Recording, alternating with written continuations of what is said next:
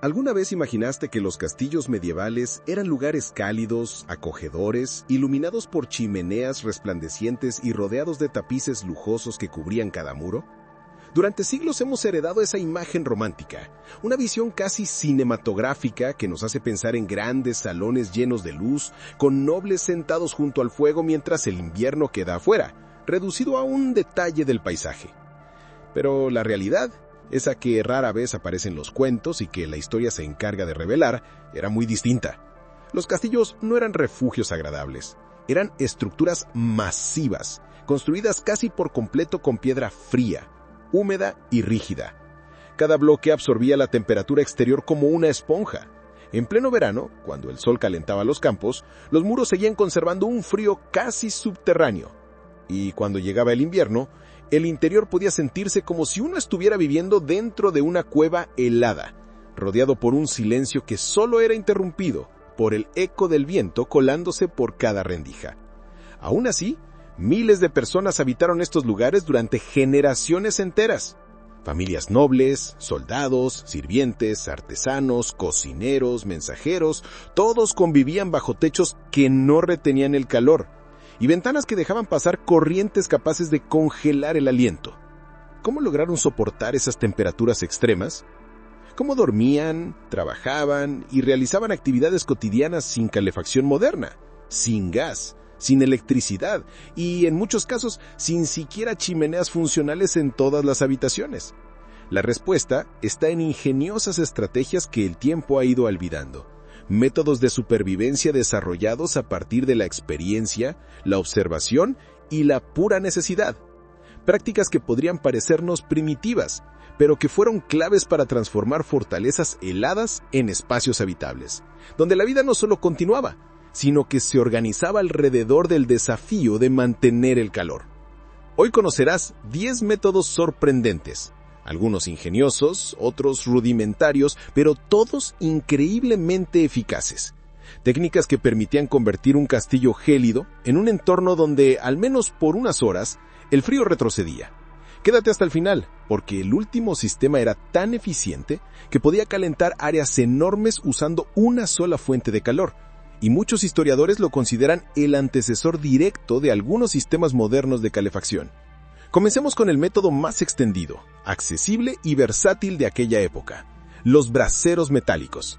A simple vista, eran recipientes llenos de carbón ardiendo, pero su diseño ingenioso los convirtió en el corazón térmico de innumerables estancias medievales.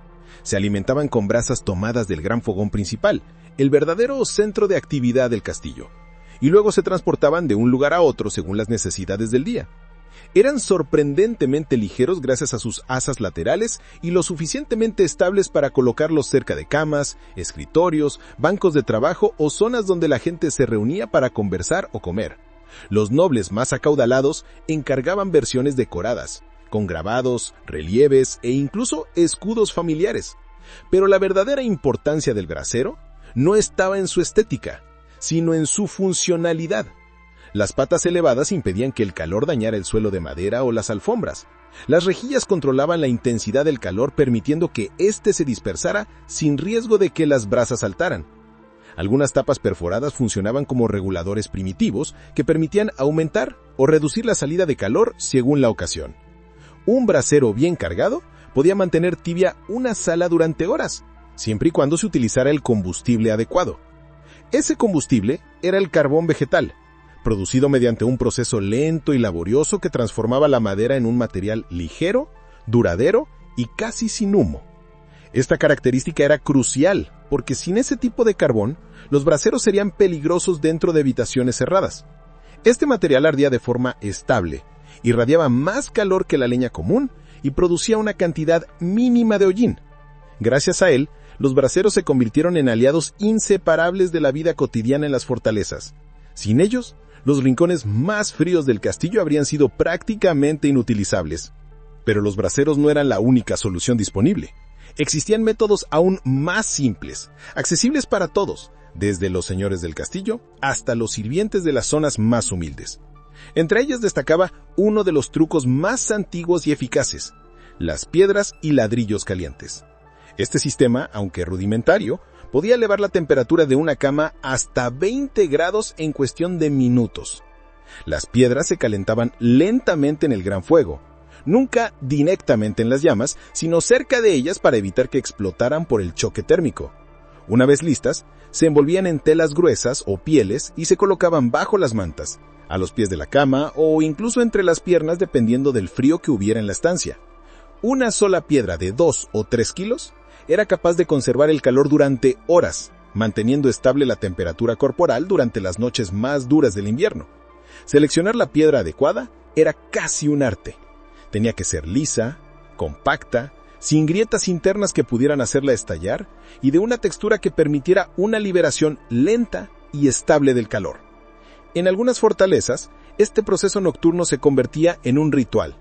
Los sirvientes preparaban piedras de dormir poco antes de que la nobleza se retirara a descansar, de la misma manera como hoy se prepara una bolsa de agua caliente.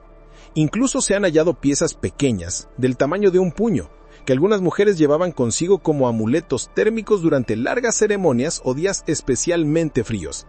Sencillo, económico y extraordinariamente efectivo. Este método demuestra que, a veces, la solución más simple es la que mejor resiste el paso del tiempo.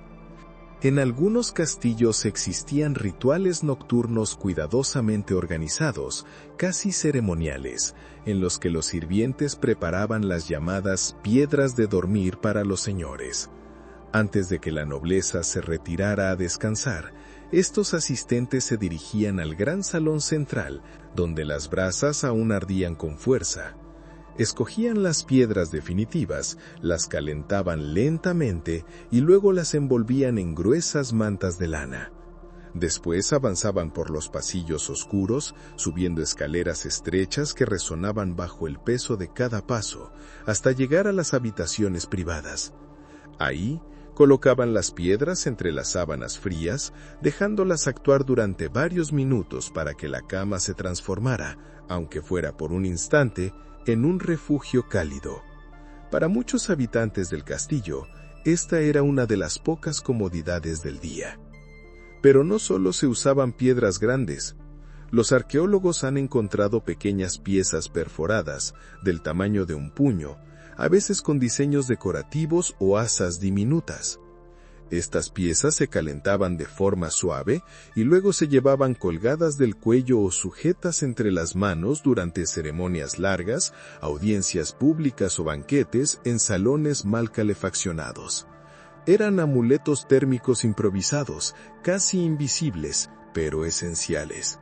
En un entorno donde el frío podía entumecer los dedos en cuestión de minutos, estos pequeños objetos representaban una diferencia enorme.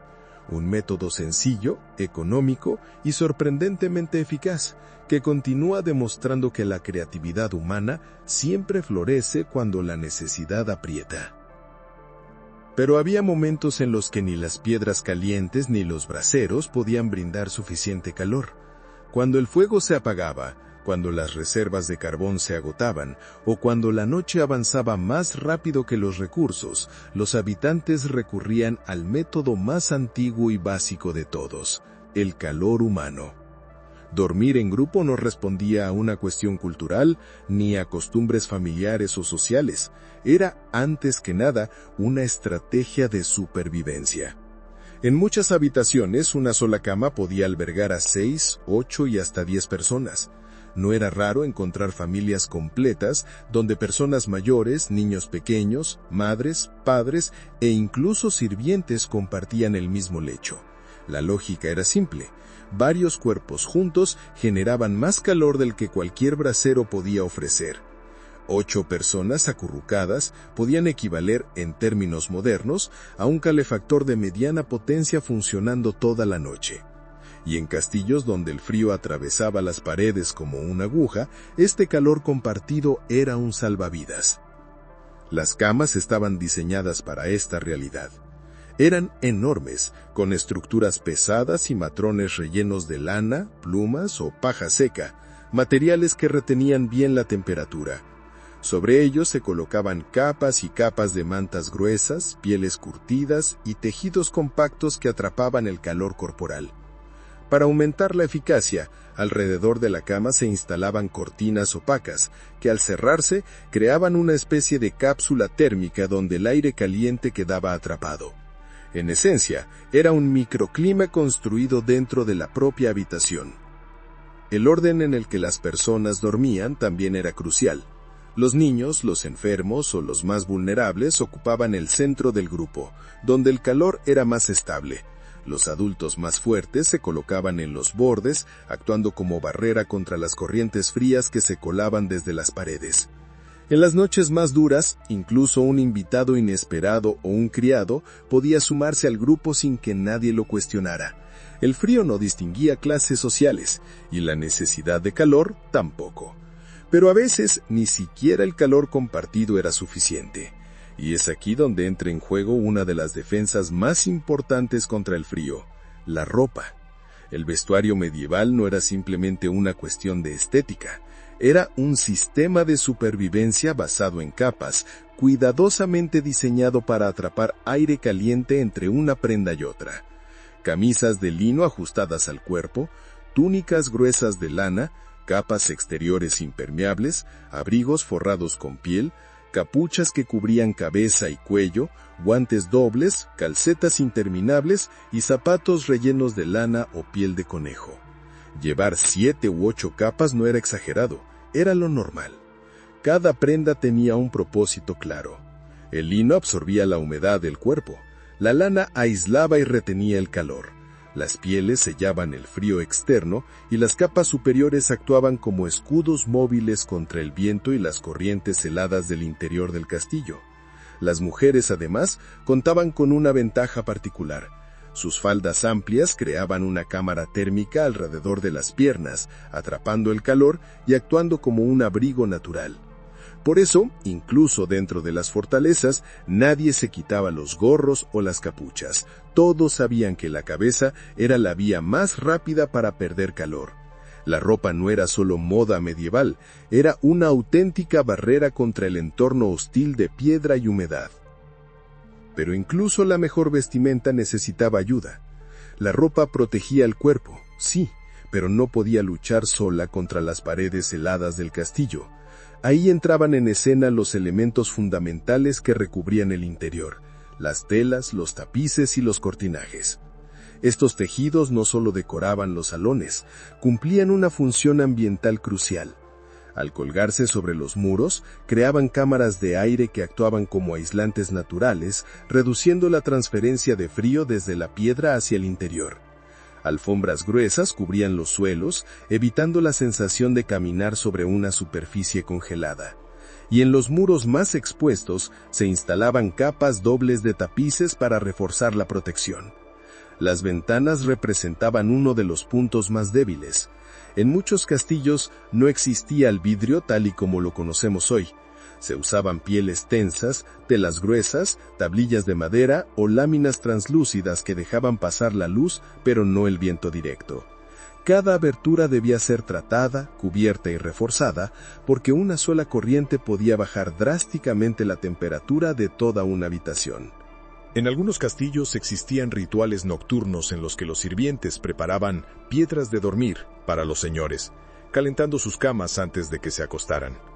Incluso se han encontrado pequeñas piezas perforadas que las mujeres llevaban colgadas al cuello o en las manos como amuletos térmicos durante largas ceremonias. Un método sencillo, económico y sorprendentemente eficaz.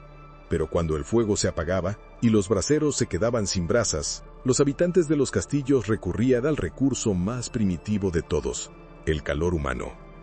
Dormir en grupo no era una costumbre cultural, era una estrategia de supervivencia. Una cama podía albergar a 6, 8 y hasta 10 personas. Familias completas, incluyendo personas mayores, niños y sirvientes, compartían el mismo lecho. 8 cuerpos juntos generaban el equivalente a un calefactor moderno. Las camas eran enormes, con colchones rellenos de lana, plumas o paja seca que retenían mejor el calor corporal. Sobre ellas se colocaban varias capas de mantas y pieles, y alrededor se cerraban cortinas gruesas que transformaban el lecho en una pequeña cápsula térmica. El orden de las personas también importaba. Los niños y los enfermos dormían en el centro, protegidos por el calor de los adultos, mientras que los más fuertes se colocaban en los bordes, bloqueando las corrientes frías. En las noches más duras, incluso los invitados imprevistos o los criados podían unirse al grupo. El frío no distinguía clases sociales, y la necesidad de calor tampoco. Sin embargo, una de las defensas más importantes no estaba en la cama, ni en el fuego, sino en la ropa. El vestuario medieval estaba diseñado como un sistema de capas que atrapaba aire caliente entre una prenda y otra. Camisas de lino, túnicas de lana, capas gruesas, abrigos forrados con piel, capuchas, guantes dobles y zapatos rellenos de lana o pieles. Se podían llevar 7 u 8 capas sin que resultara extraño. Cada prenda cumplía una función: absorber humedad, aislar, repeler el agua o sellar el calor. Las mujeres tenían una ventaja adicional. Las faldas amplias creaban una especie de cámara térmica alrededor de las piernas, actuando como un aislamiento natural. Incluso dentro del castillo, la gente rara vez se quitaba los gorros o capuchas porque sabían que la cabeza era la mayor vía de pérdida de calor.